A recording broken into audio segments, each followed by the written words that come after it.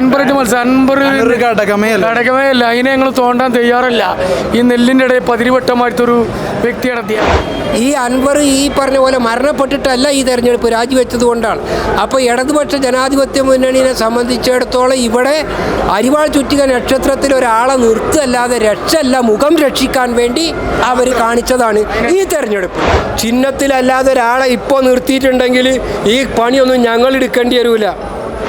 ഈ മണ്ഡലം CPM-ൻ്റെ കുത്തക മണ്ഡലമൊന്നുമല്ല. അതുകൊണ്ട് ഈ മണ്ഡലത്തിൽപ്പെട്ട ഒരാളെ നിർത്തി ഇവിടെ പേടിപ്പിക്കുക എന്ന് പറഞ്ഞത് ഈ നിയോജക മണ്ഡലത്തിൻ്റെ ചരിത്രമറിയുന്ന പ്രബുദ്ധരായ ജനങ്ങൾ പുച്ഛിച്ചു തള്ളും.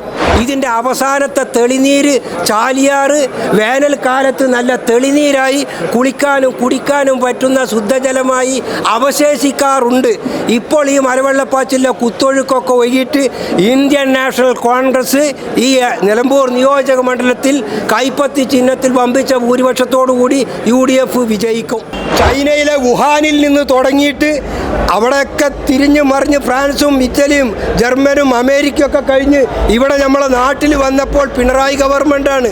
ജനങ്ങളൊക്കെ അന്തം വിട്ടപ്പോൾ ജനങ്ങൾ തെറ്റിദ്ധരിപ്പിക്കപ്പെട്ടോ വോട്ടുകൾ ചെയ്തു പോയി.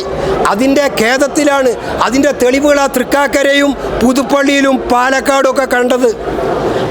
അവരവിടെയൊക്കെ പറ്റിയത് ഇത് തന്നെയാണ്. ഗവൺമെൻറ്റിൻ്റെ 100 സീറ്റ് തികക്കാനാണ് തൃക്കാക്കര പോയത്. 99 100ആക്കാൻ. അവിടെ 100 കുറഞ്ഞു വരിക. 100 കീഴ്പോട്ടേക്കാണ് വരുന്നത്. 98 97 വരികയാണ്. മത്സരം അൻപറിനായിട്ട് മത്സരമില്ല. മനസ്സിലായ ഞങ്ങൾ മത്സരിക്കണത് സുരാജും പിന്നെ ബാബുട്ടിയാക്കയും കൂടെ മത്സരിക്കണത്. അല്ലാത്തൊരു അൻപറിട്ട് മത്സരം ഘടകമേയല്ല. അതിനെ ഞങ്ങൾ തോണ്ടാൻ തയ്യാറല്ല. ഈ നെല്ലിൻ്റെ ഇടയിൽ പതിരിവട്ടമായിട്ടൊരു വ്യക്തിയാണ് അദ്ദേഹം ഞങ്ങൾ ഒരു രാഷ്ട്രീയ പാർട്ടിയായിട്ട് ഞങ്ങൾ ഈ നിയോജക മണ്ഡലത്തിൽ നിലമ്പൂർ നിയോജക മണ്ഡലത്തിൽ ഇത് 3ാമത്തെ ഉപതെരഞ്ഞെടുപ്പാണ് എൻ്റെ ജീവിതത്തിൽ. 1970 സഖാബ് കുഞ്ഞാലി മരണപ്പെട്ട ശേഷം 1970 ഒരു ഉപതെരഞ്ഞെടുപ്പ് നടക്കുന്നു. MP ഗംഗാധരൻ മത്സരിക്കുന്നു കോൺഗ്രസിൻ്റെ. അത് കഴിഞ്ഞിട്ട് പിന്നെ 1977 ആര്യാടൻ കുഞ്ഞാക്ക മത്സരിക്കുന്നു. സാക്ഷാൽ ആര്യാടൻ മുഹമ്മദ് മത്സരിക്കുന്നു. ഇവിടെ നടന്ന തെരഞ്ഞെടുപ്പുകൾ 1980 ഇടതുപക്ഷ ജനാധിപത്യ മുന്നണിയിൽ വന്നപ്പോൾ ആര്യാടൻ ഒരു ഉപതെരഞ്ഞെടുപ്പ് നടക്കുന്നു. ആര്യാടൻ മുഹമ്മദ് സാർ അവിടെ വിജയിക്കുന്നു. അതിൻ്റെ അപ്പുറവും ഇപ്പുറവും ഒക്കെ കൂട്ടിയിട്ടുള്ള ഒരു തെരഞ്ഞെടുപ്പിലും അരിവാൾ ചുറ്റിക നക്ഷത്രത്തിൽ ഒന്ന് കുഞ്ഞാലി, അരിവാൾ ചുറ്റിക നക്ഷത്രം ചിഹ്നത്തിൽ കുഞ്ഞാലിയും മത്സരിക്കുക ചെയ്തിട്ടുണ്ടെങ്കിലും പരാജയപ്പെട്ടിട്ടുണ്ട് ദേവദാസ് പൊറ്റക്കാട്. ഈ നിയോജക മണ്ഡലം ഇടത് CPM-ൻ്റെ ഒരു കുത്തക മണ്ഡലമൊന്നുമല്ല. ഇപ്പോൾ സ്വരാജിനെ അരിവാൾ ചുറ്റിക നക്ഷത്രത്തിൽ നിർത്തിയത് ഗതികേട് കൊണ്ടാണ്. ഇപ്പോൾ ഒരു സ്വതന്ത്രനെ നിർത്തുക എന്ന് പറയുന്നത് CPM-നെ സംബന്ധിച്ചിടത്തോളം ഒരു സ്വതന്ത്ര സ്ഥാനാർത്ഥിയെ ഇപ്പോൾ ഇനി ഈ ബുദ്ധിമുട്ടൊക്കെ ആയി, ഈ മാനക്കേടൊക്കെ ഉണ്ടായി, ഈ അൻവർ ഈ പറഞ്ഞ പോലെ മരണപ്പെട്ടിട്ടല്ല ഈ തെരഞ്ഞെടുപ്പ് രാജിവെച്ചത് കൊണ്ടാണ്. അപ്പോൾ ഇടതുപക്ഷ ജനാധിപത്യ മുന്നണിയെ സംബന്ധിച്ചിടത്തോളം ഇവിടെ അരിവാൾ ചുറ്റിക നക്ഷത്രത്തിൽ ഒരാളെ നിർത്തല്ലാതെ രക്ഷല്ല, മുഖം രക്ഷിക്കാൻ വേണ്ടി അവർ കാണിച്ചതാണ് ഈ തെരഞ്ഞെടുപ്പ്. അല്ലാതെ ജയിക്കാൻ വേണ്ടിയിട്ടല്ല. അല്ല, ഈ നിയോജക മണ്ഡലം ഒരിക്കലും CPM-ൻ്റെ കുത്തകയല്ല. ആണെങ്കിൽ CPM ഏതോ കാലത്ത് പണ്ടേ മുതലേ അരിവാൾ ചുറ്റിക നക്ഷത്രത്തിൽ ഇവിടെ മത്സരിക്കണമായിരുന്നു. ഈ സ്വരാജ് ജീവിച്ചിരിപ്പുണ്ട്, അതല്ലെങ്കിൽ അതുപോലത്തെ സഖാക്കൾ ഇവിടെ ജീവിച്ചിരിപ്പുണ്ട്. അരിവാൾ ചുറ്റിക നക്ഷത്രത്തിൽ മുമ്പും മത്സരിച്ച് ഇത് കുത്തക മണ്ഡലമാണെന്ന് സമൂഹത്തിന് ബോധ്യപ്പെടുത്തണമായിരുന്നു. കാണിക്കാത്തത് ഇപ്പം മാനക്കേടുണ്ട്. കാരണം ചിഹ്നത്തിലല്ലാതെ ഒരാളെ ഇപ്പോൾ നിർത്തിയിട്ടുണ്ടെങ്കിൽ ഈ പണിയൊന്നും ഞങ്ങൾ എടുക്കേണ്ടി വരില്ല. ചിഹ്നത്തിൽ നിർത്തിയിട്ട് ചിഹ്നത്തിൽ നിർത്തി കോത്താമ്പി കാട്ടി പേടിപ്പിക്കുക എന്നുള്ളൂ. ഈ മണ്ഡലം CPM-ൻ്റെ കുത്തക മണ്ഡലമൊന്നുമല്ല. അരിവാൾ ചുറ്റിക നക്ഷത്രത്തിൽ അന്ന് ദേവദാസ് മത്സരിച്ചിട്ടുണ്ട്, തോറ്റിട്ടുണ്ട്. കുഞ്ഞാലിയെ മത്സരിച്ചിട്ടുള്ളൂ. പിന്നെ മത്സരിച്ച TK ഹംസ ആവട്ടെ, മമ്പാട് അബ്ദുറഹിമാൻ മാസ്റ്റർ ആവട്ടെ, അൻവർ മാസ്റ്റർ ആവട്ടെ, സ്വതന്ത്രന്മാരെ നിർത്തിയാണ് ഈ മണ്ഡലത്തിൽ അവർ ഇടതുപക്ഷ മുന്നണി പയറ്റിയത്, കളിച്ചത്. അല്ലാതെ ഇതൊരു കുത്തക മണ്ഡലമൊന്നുമല്ല. അതുകൊണ്ട് ഈ മണ്ഡലത്തിൽപ്പെട്ട ഒരാളെ നിർത്തി ഇവിടെ പേടിപ്പിക്കുക എന്ന് പറഞ്ഞത് ഈ നിയോജക മണ്ഡലത്തിൻ്റെ ചരിത്രമറിയുന്ന പ്രബുദ്ധരായ ജനങ്ങൾ പുച്ഛിച്ചു തള്ളും. ഒരു സംശയവും വേണ്ട. ഇതൊക്കെ എന്ന് പറഞ്ഞാൽ ഇവിടെ ചാലിയാർ പുഴ ഒഴുകുന്നുണ്ട്. ആ ചാലിയാർ പുഴയിലെ മലവെള്ളപ്പാച്ചിലെ കുത്തൊഴുക്കാണ് ഈ കാണുന്നതൊക്കെ, ഈ ബോട്ടും ഈ കാണിക്കുന്ന കോപ്രായൊക്കെ. ഇതിൻ്റെ അവസാനത്തെ തെളിനീര് ചാലിയാർ വേനൽക്കാലത്ത് നല്ല തെളിനീരായി കുളിക്കാനും കുടിക്കാനും പറ്റുന്ന ശുദ്ധജലമായി അവശേഷിക്കാറുണ്ട്. ഇപ്പോൾ ഈ മലവെള്ളപ്പാച്ചിലെ കുത്തൊഴുക്കൊക്കെ ഒഴുകിയിട്ട് ഇന്ത്യൻ നാഷണൽ കോൺഗ്രസ് ഈ നിലമ്പൂർ നിയോജക മണ്ഡലത്തിൽ കൈപ്പത്തി ചിഹ്നത്തിൽ വമ്പിച്ച ഭൂരിപക്ഷത്തോടുകൂടി UDF വിജയിക്കും. ഒരു സംശയം വേണ്ട. അതാണ് ഇവിടെ സംഭവിക്കുക. തൃക്കാക്കരയിൽ വന്നത്, പുതുപ്പള്ളിയിൽ വന്നതും തൃക്കാക്കരയിൽ വന്നതും പാലക്കാട്ട് വന്നതും ഈ മുഖ്യമന്ത്രിയും പരിവാരങ്ങളും തന്നെയാണ്. അവരൊക്കെ അവിടെ വന്നിട്ട് അവിടെയൊക്കെ കിട്ടുണ്ണി സർക്കസ് എന്നാണ് ഞാൻ പറയാറുള്ളത്.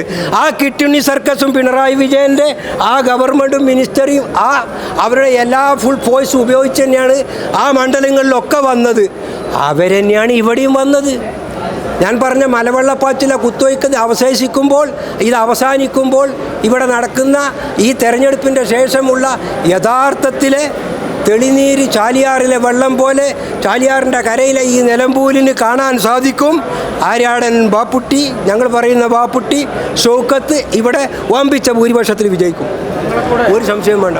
ഒരു കാര്യം ചോദിച്ചോട്ടെ, ഇപ്പോൾ ഈ ചരിത്രം അറിയാത്ത ആളുകളല്ലല്ലോ എം സ്വരാജൊക്കെ. അപ്പോൾ പറഞ്ഞു വരുന്നത് എം സ്വരാജ് അടക്കമുള്ള ഒരു ചരിത്രം അറിയാത്ത ആളുകളല്ല, അവരുടെ ഒരു ഗതികേട് കൊണ്ടാണോ ഇപ്പോൾ ഇവിടെ നിൽക്കേണ്ടി വരുന്നത്? അവർക്ക് ഇതല്ലാതെ പിന്നെ രക്ഷയില്ല. കാരണം എന്ന് പറഞ്ഞാൽ അവരെ കാര്യം സംബന്ധിച്ചിടത്തോളം മാർക്സിസ്റ്റ് പാർട്ടിക്ക് ഇന്ത്യ രാജ്യത്ത് ഭരിക്കുന്ന ഏക സംസ്ഥാനം കേരളം.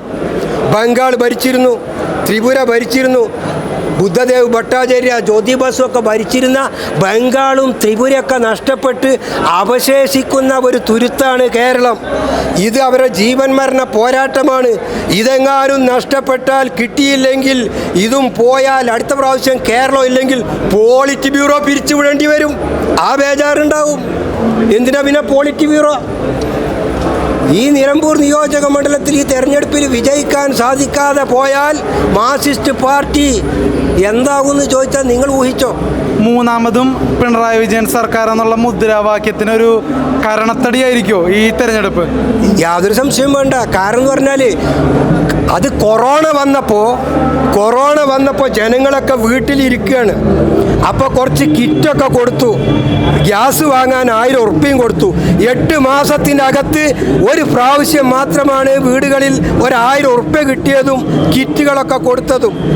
ആ കിറ്റുകളും ഇതൊക്കെ കണ്ടപ്പോൾ ജനങ്ങൾ വിചാരിച്ചു ഈ കൊറോണ അവസാനിക്കൂല, ഇത് ലോകാവസാനം. ഇന്നത്തെ ലോകാവസാനത്തിൻ്റെ ആരംഭമാണ് ഈ കൊറോണ.